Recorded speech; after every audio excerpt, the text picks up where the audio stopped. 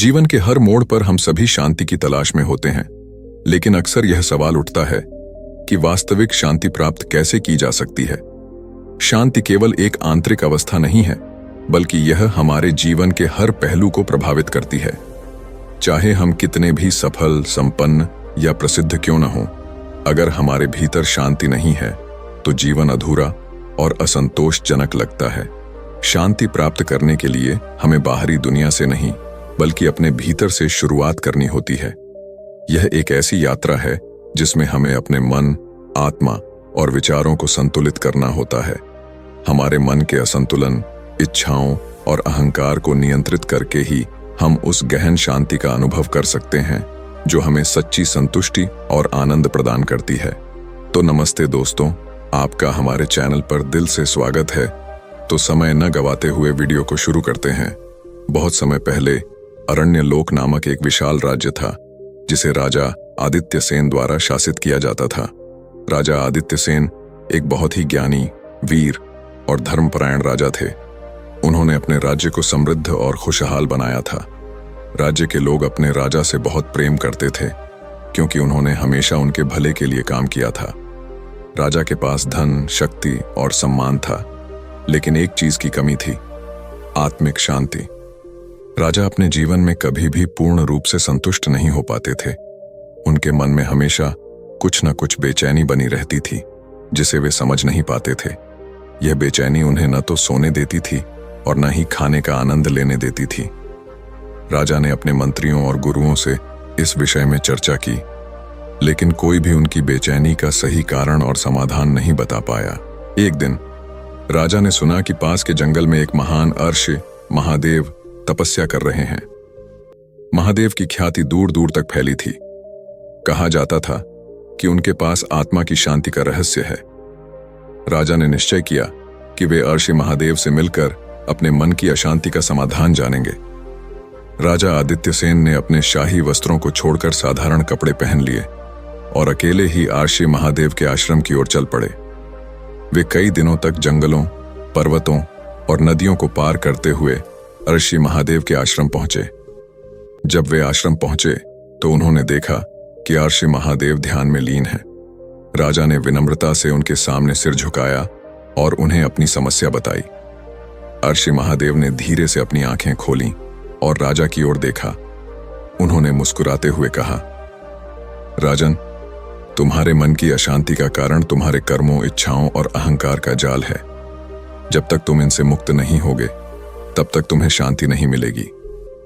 राजा ने अर्षि महादेव से पूछा, हे ऋषिवर, तो मुझे क्या करना चाहिए? ऋषि ने उत्तर दिया, तुम्हें आत्मचिंतन और आत्म साक्षात्कार की यात्रा पर निकलना होगा।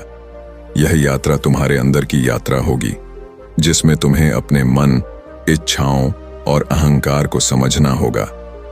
राजा आदित्य सेन ने अर्षि महादेव के निर्देशों का पालन करने का निश्चय किया। उन्होंने राज्य छोड़ दिया और आत्मचिंतन की यात्रा पर निकल पड़े। इस यात्रा में उन्होंने कई स्थानों का दौरा किया, अनेक साधुओं और संतों से मिले और जीवन के विभिन्न पहलुओं को समझा। पहली यात्रा के दौरान राजा ने एक छोटे से गांव में विश्राम किया। वहां उन्होंने देखा कि लोग साधारण जीवन जीते हैं, लेकिन फिर भी वे शांति और संतुष्टि से भरे हुए हैं। राजा ने गांव के प्रमुख से पूछा, तुम लोग इतने साधारण जीवन में भी इतने शांत और संतुष्ट कैसे हो? गांव के प्रमुख ने उत्तर दिया, राजन, हमारी शांति का रहस्य हमारे संतोष में है। हम जो भी करते हैं उसमें संतोष पाते हैं। हमारी इच्छाएं सीमित हैं और हम उन सीमाओं के भीतर ही खुश रहते हैं। यह सुनकर राजा ने समझा कि उनकी बेचैनी का एक कारण उनकी अनियंत्रित इच्छाएं हैं। उन्होंने अपनी इच्छाओं को नियंत्रित करने का संकल्प लिया और आगे की यात्रा शुरू की।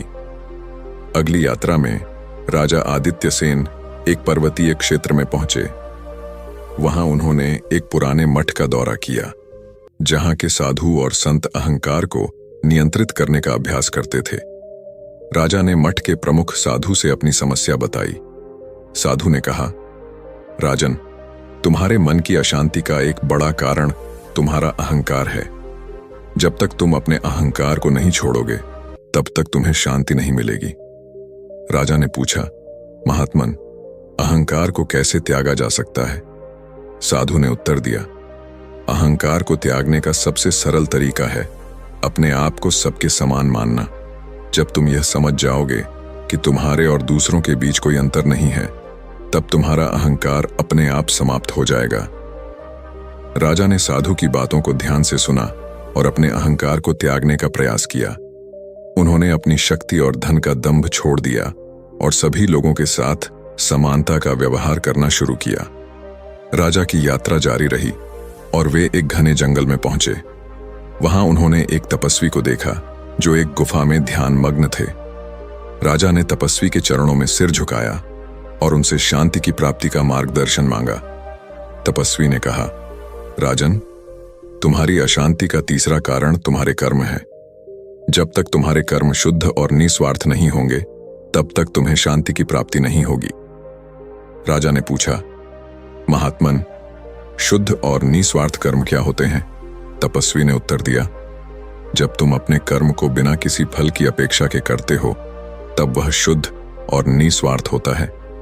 जब तुम्हारे कर्म का उद्देश्य केवल दूसरों की भलाई हो और उसमें तुम्हारी कोई व्यक्तिगत लालसा न हो, तब तुम्हें शांति की प्राप्ति होती है। राजा ने तपस्वी के निर्देशों का पालन किया और अपने कर्मों में निस्वार्थता लाने का प्रयास किया। उन्होंने समझा कि सच्ची शांति की प्राप्ति केवल तब होती है जब व्यक्ति अपने कर्म को ईश्वर की सेवा के रूप में देखता है और उसमें किसी भी प्रकार की व्यक्तिगत इच्छाओं को शामिल नहीं करता। राजा आदित्य सेन ने अपनी यात्रा के दौरान कई महीने बिताए।